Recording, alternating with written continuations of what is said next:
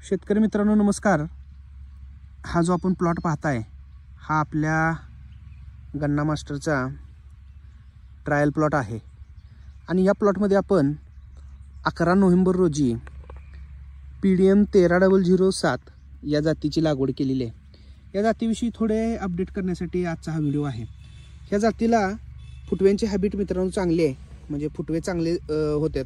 रोप लागण केलेलं आपण 11 नोव्हेंबरला. आज एक 25-26 दिवस झालेत आणि फुटवे तुम्ही जर बघितलं तर 2-3-4 2-3-4 असे चांगले आणि जोमदार फुटवे व्हायला लागलेत. 15-0-12 पण यासोबतच जात लावलेली आहे, पण त्या जातीला अजून शेतात एवढे फुटवे काही दिसत नाहीत.